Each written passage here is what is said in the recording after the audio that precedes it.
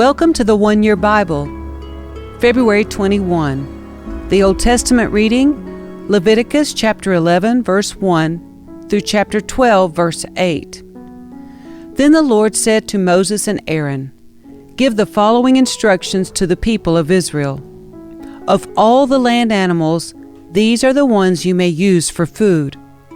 You may eat any animal that has completely split hooves and chews the cud. You may not, however, eat the following animals that have split hooves or that chew the cud, but not both. The camel chews the cud, but does not have split hooves, so it is ceremonially unclean for you.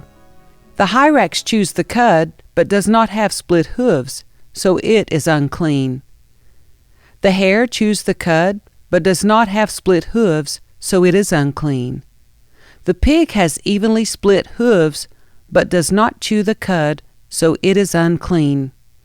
You may not eat the meat of these animals or even touch their carcasses. They are ceremonially unclean for you.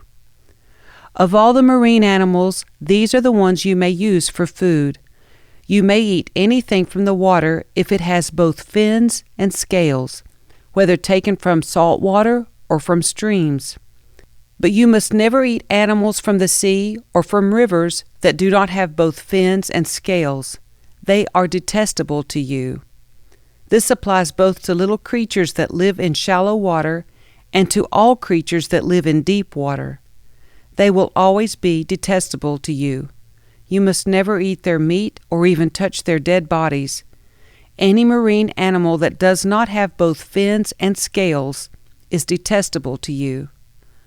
These are the birds that are detestable to you.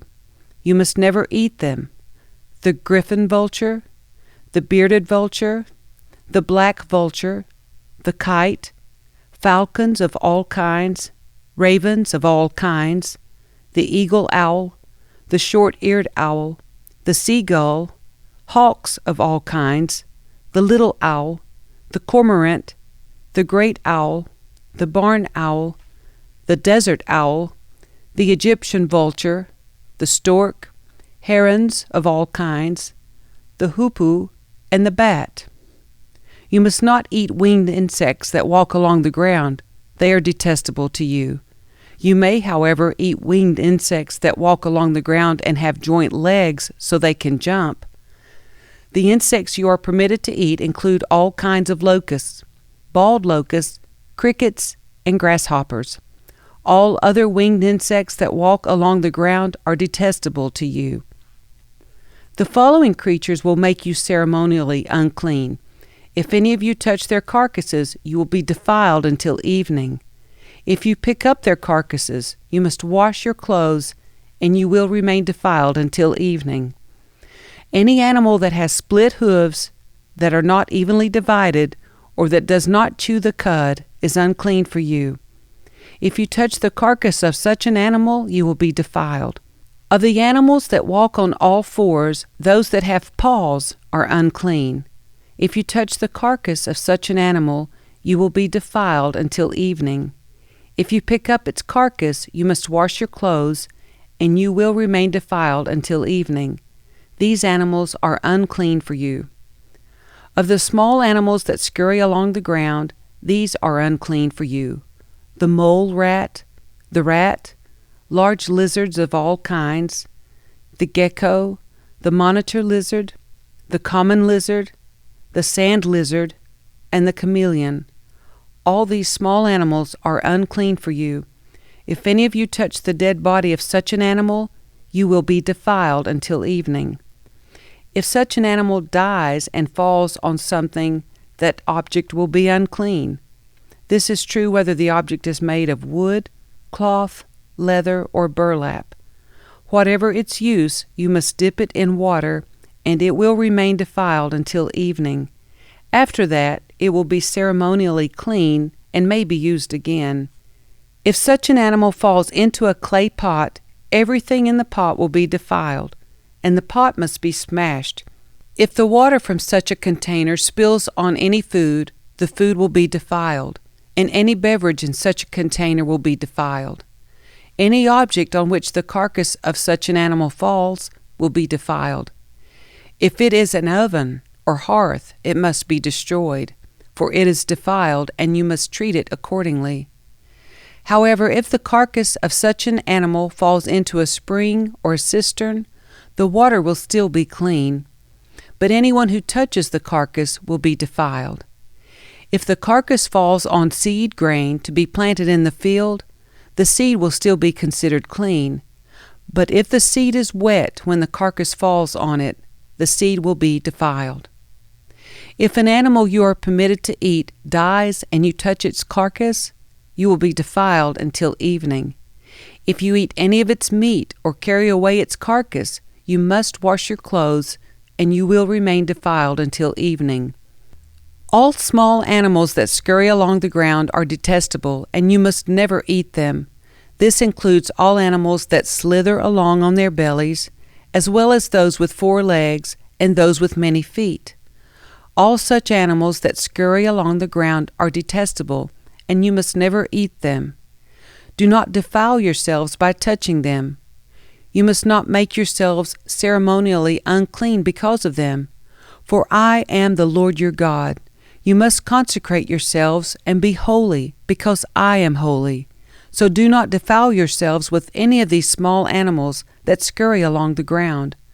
For I, the Lord, am the one who brought you up from the land of Egypt, that I might be your God. Therefore you must be holy, because I am holy. These are the instructions regarding land animals, birds, marine creatures, and animals that scurry along the ground. By these instructions you will know what is unclean and clean, and which animals may be eaten, and which may not be eaten. The Lord said to Moses, "Give the following instructions to the people of Israel. If a woman becomes pregnant and gives birth to a son, she will be ceremonially unclean for 7 days, just as she is unclean during her menstrual period. On the 8th day, the boy's foreskin must be circumcised.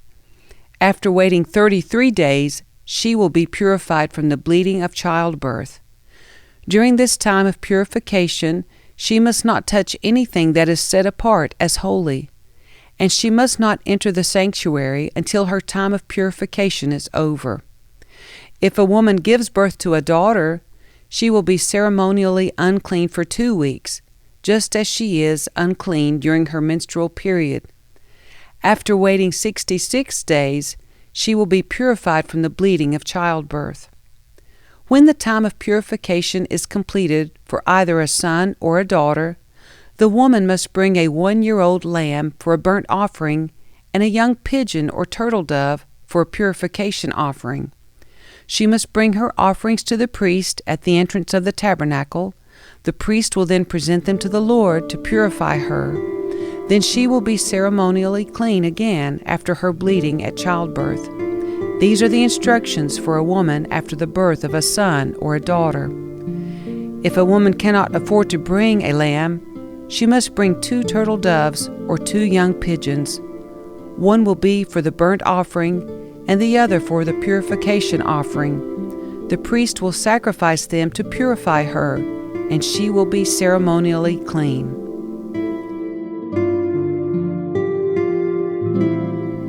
The New Testament reading, Mark chapter 5, verses 21 through 43. Jesus got into the boat again and went back to the other side of the lake, where a large crowd gathered around him on the shore. Then a leader of the local synagogue, whose name was Jairus, arrived. When he saw Jesus, he fell at his feet, pleading fervently with him. "My little daughter is dying," he said. "Please come and lay your hands on her. Heal her so she can live." Jesus went with him, and all the people followed, crowding around him. A woman in the crowd had suffered for 12 years with constant bleeding. She had suffered a great deal from many doctors, and over the years she had spent everything she had to pay them. But she had gotten no better. In fact, she had gotten worse. She had heard about Jesus, so she came up behind him through the crowd and touched his robe, for she thought to herself, If I can just touch his robe, I will be healed." Immediately the bleeding stopped, and she could feel in her body that she had been healed of her terrible condition. Jesus realized at once that healing power had gone out from him, so he turned around in the crowd and asked, "Who touched my robe?" His disciples said to him, "Look at this crowd pressing around you. How can you ask, 'Who touched me?'" But he kept on looking around to see who had done it. Then the frightened woman, trembling at the realization of what had happened to her, came and fell to her knees in front of him and told him what she had done. And he said to her, "Daughter, your faith has made you well. Go in peace. Your suffering is over." While he was still speaking to her, messengers arrived from the home of Jairus, the leader of the synagogue. They told him, "Your daughter is dead. There's no use troubling the teacher now." But Jesus overheard them and said to Jairus, "Don't be afraid, just have faith." Then Jesus stopped the crowd and wouldn't let anyone go in with him except Peter, James, and John, the brother of James. When they came to the home of the synagogue leader, Jesus saw much commotion and weeping and wailing.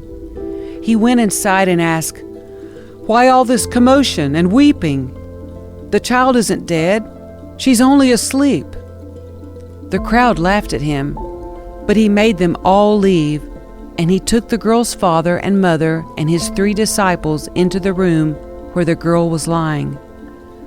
Holding her hand, he said to her, "Talitha koum," which means, "Little girl, get up." And the girl, who was 12 years old, immediately stood up and walked around. They were overwhelmed and totally amazed. Jesus gave them strict orders not to tell anyone what had happened, and then he told them to give her something to eat.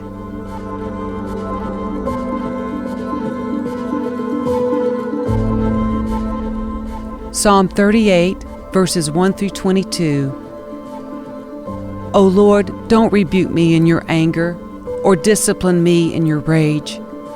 Your arrows have struck deep, and your blows are crushing me. Because of your anger, my whole body is sick. My health is broken because of my sins. My guilt overwhelms me. It is a burden too heavy to bear. My wounds fester and stink because of my foolish sins. I am bent over and racked with pain. All day long I walk around filled with grief. A raging fever burns within me, and my health is broken. I am exhausted and completely crushed. My groans come from an anguished heart. You know what I long for, Lord. You hear my every sigh. My heart beats wildly, my strength fails, and I am going blind. My loved ones and friends stay away, fearing my disease. Even my own family stands at a distance. Meanwhile, my enemies lay traps to kill me. Those who wish me harm make plans to ruin me. All day long they plan their treachery. But I am deaf to all their threats. I am silent before them as one who cannot speak. I choose to hear nothing, and I make no reply, for I am waiting for you, O Lord. You must answer for me, O Lord my God. I prayed, don't let my enemies gloat over me or rejoice at my downfall. I am on the verge of collapse, facing constant pain. But I confess my sins. I am deeply sorry for what I have done. I have many aggressive enemies. They hate me without reason. They repay me evil for good and oppose me for pursuing good. Do not abandon me, O Lord. Do not stand at a distance, my God. Come quickly to help me, O Lord, my Savior. Proverbs 10, verses 8 and 9. The wise are glad to be instructed, but babbling fools fall flat on their faces. People with integrity walk safely, but those who follow crooked paths will be exposed.